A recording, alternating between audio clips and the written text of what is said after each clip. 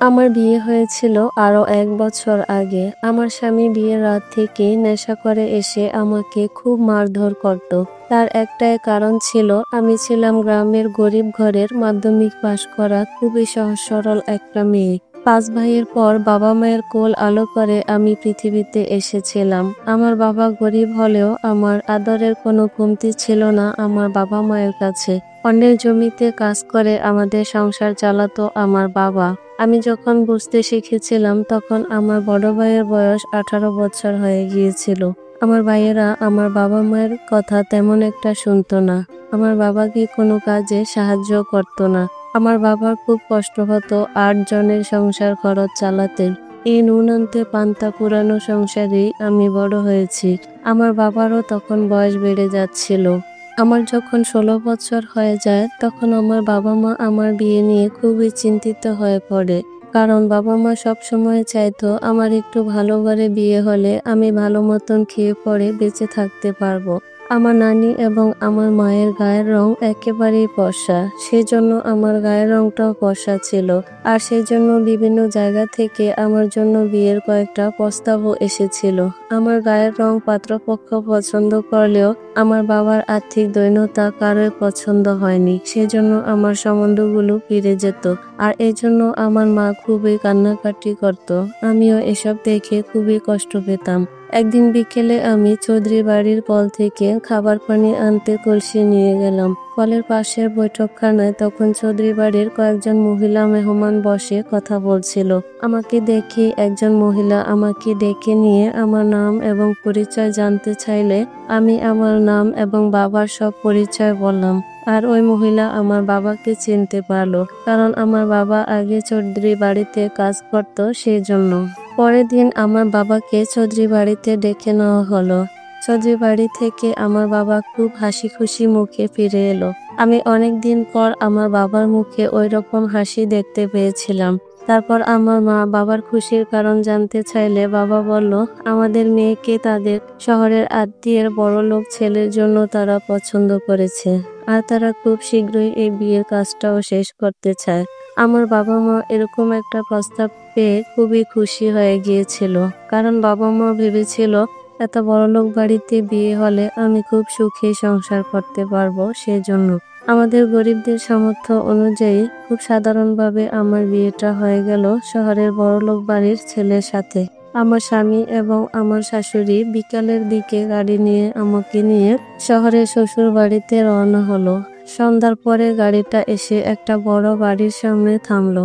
আর এটাই ছিল আমার শ্বশুর বাড়ি। আমার শ্বশুর নাকি বিদেশে থাকে এখনো। আমার শাশুড়ি আমাকে একটা বড় সাজানো গোছানো রুমে এনে রেখে বসিয়ে দিল। কিছুক্ষণ পর দামি কিছু শাড়ি এবং গয়না আমার সামনে দিয়ে বলল, এগুলো সব তোমার। যখন যেটা ভালো লাগবে তখন তুমি সেটাই ব্যবহার করবে। শুধুমাত্র আমার ছেলেটার দায়িত্ব তোমাকে নিতে হবে। একমাত্র সন্তান হতে আমরা ছেলেকে খুবই আদরে বড় করেছি এবং অনেক বড় কলেজে লেখাপড়াও করিয়েছি। তবে সে এখন কিছুতেই বাসায় থাকতে চায় না। তার অনেক বন্ধু বান্ধব। আর তোমার দায়িত্ব হচ্ছে আমার ছেলেটাকে ভালোবেসে সংসারমুখী করা। আমি শাশুড়ির সব কথায় মাথা নাড়িয়ে হা জবাব দিলাম। তারপর আমার শাশুড়ি আবার উঠে চলে গেল। একটু পর থালা ভরে অনেক খাবার এনে আমাকে বলল, এই খাবারগুলো খেয়ে আমি যেন এই রুমে অপেক্ষা করি। কিছুক্ষণ পর আমার স্বামী এখানে আসবেন। আমি তখনও আমার স্বামীকে দেখিনি, এমনকি তার নামটাও জানি না। কারণ আমার বাবা বলেছিল ছেলে দেখতে অনেক সুন্দর, হাজারে একটা। তাই আমি বাবার মুখের উপর কখনোই কথা বলতে পারিনি। খাবার খাওয়ার পর অনেক রাত পর্যন্ত আমি ওই রুমে একাই বসেছিলাম। যখন আমার চোখে ঘুম ধরে আসলো তখন দেখলাম কেউ একজন আমার রুমে এসে ধপ করে সোফার উপরে বসে পড়েছে। আর আমি বুঝতে পারলাম উনি আমার স্বামী। কারণ বাবা বলেছিল দেখতে অনেক সুন্দর এবং হাজারে একটা। সত্যি অনেক সুন্দর আমার স্বামী, শুধু হাজারে নয় লাখেও একটা বলতে পারি। আর আমার স্বামী ওই সোফায় বসে নিজের মাথার চুলগুলো টানতে টানতে আমার দিকে রক্তচক্ষু করে বলে, বলল, এই শোনো, আমি তোমাকে এই বিয়েটা করতে চাইনি। নেহাত আমার মা জোর করেছে, তাই আমি এই বিয়েটা করতে বাধ্য হয়েছি। তাছাড়া আমি তোমাদের মতো গাইয়া অশিক্ষিত মেয়েদেরকে ঘৃণা করি, তাই কখনোই আমার কাছে স্ত্রীর পরিচয় বা স্ত্রীর মর্যাদা নিতে আসবে না বলে দিলাম। এই ঘরের সবকিছু আমার, আমার কোনো জিনিসে তুমি হাত দিবে না। তোমাদের হাতের ছোঁয়াও আমার ঘৃণা লাগে। আমার অনেক গার্লফ্রেন্ড আছে যারা খুব শিক্ষিত এবং স্মার্ট, ওদের সাথে আমার খুব ভালো সময় কেটে যাচ্ছে। বিয়ের রাতে স্বামীর নেশাগ্রস্ত অবস্থা দেখে আর স্বামীর কাছ থেকে এই ধরনের কথা শুনে আমার মাথায় আকাশ ভেঙে পড়ল। আমি কি করব কিছুই বুঝতে পারছিলাম না। আমার বাবা মা যদি আগে থেকেই সবকিছু জানতো তাহলে কখনো এরকম একটা ছেলের সাথে আমাকে বিয়ে দিত না। চৌধুরী বাড়ির কেউ এই ছেলে সম্পর্কে আমার বাবা মাকে কিছু জানায়নি, সেই জন্যই আমার বাবা মা এই ছেলের সাথে আমাকে বিয়ে দিয়েছিল।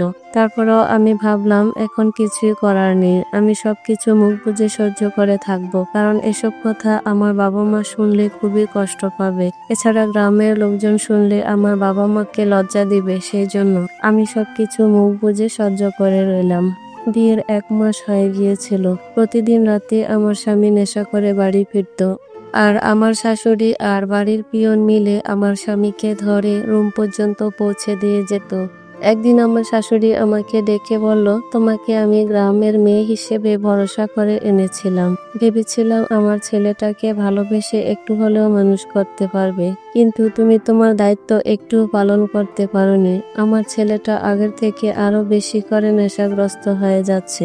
তারপর থেকে প্রতি রাতে আমার স্বামী যখন নেশা করে বাড়ি ফিরত, আমি ওনাকে ধরে কাঁধে করে সিঁড়ি বেয়ে দোতলায় নিয়ে আসতাম। স্বামীর পায়ের জুতা খুলে দিতাম, পোশাক পাল্টাতাম, হাত মুখ ধুয়ে পরিষ্কার করিয়ে দিতাম। আর যখনই আমার স্বামীর নেশা কেটে যেত তখনই আমার সাথে খুবই খারাপ খারাপ কথা বলতো, এমনকি আমাকে ধাক্কা মেরে ফেলে দিত আর বলতো আমি ওনাকে কেন ছুঁয়েছি সেই জন্য। এভাবে 2-3 মাস ধরে চলতে থাকলো। প্রতি রাতে আমার স্বামী আমাকে ধাক্কা মেরে ফেলে দেয় এবং ওনার ধাক্কাগুলো আমার হাতে, পায়ে এবং মাথায় প্রচন্ডভাবে আঘাত লাগতে থাকলো। আমি আমার শাশুড়িকে এসব কথা বললে উনি আমার প্রতি বিরক্ত হয়ে বলল, তোমার নিজের রূপ যৌবন দিয়েও স্বামীর মন গলাতে পারো না, কেমন মেয়ে তুমি। যদি সংসারটাকে টিকিয়ে রাখতে চাও তাহলে নিজের রূপ যৌবন দিয়ে হলেও স্বামীর মন রক্ষা করো, আর এইসব দায়িত্ব আমি তোমাকে দিয়েছি। নিজের সংসারটাকে টিকিয়ে রাখতে চাইলে নিজের স্বামীকে ভালোবেসে পারো, আর যেভাবে পারো নিজেই রক্ষা করো। তারপর আমি যতই আমার স্বামীর কাছে যেতে চাইতাম ততই আমার স্বামীর কাছ থেকে খারাপ কথা এবং মারধর সহ অনেক অত্যাচার সহ্য করতে হতো। এভাবে 6 মাস কেটে গেল। আমার শরীরে প্রচুর মারের দাগ স্পষ্ট হয়ে দেখা দিল এবং আমার এই মারগুলোর প্রচন্ড ব্যথা অনুভব হতে থাকলো।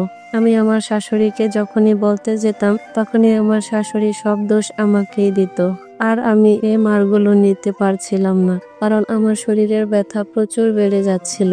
তাই সিদ্ধান্ত নিলাম এই বাড়ি ছেড়ে বের হয়ে যাব। কিন্তু আমি কোথায় যাব? বাবা মায়ের কাছেও যেতে পারবো না, কারণ আমার বাবা মায়ের বয়স হয়ে গিয়েছিল। আমার বাবার কোনো রোজগার ছিল না, আর আমার ভাইদের রোজগারও বেশি ছিল না যে আমি ওই বাড়িতে ফিরে যাব। এই শহরের রাস্তাঘাট কোনো কিছুই আমি চিনতাম না, তাই আমি শ্বশুরবাড়ির মহিলা টেক কেয়ারকে সব খুলে বললাম। ওনার সহায়তায় আমি ওনার বাড়িতে থেকে অন্য একটা বাড়ির টেক কেয়ারের কাজ করে কোনো রকম জীবনটাকে চালিয়ে নিচ্ছি এখন। যেহেতু আমার স্বামীর সাথে আমার এখনো ডিভোর্স হয়নি, তাই আমি এখনো অপেক্ষা করে আছি।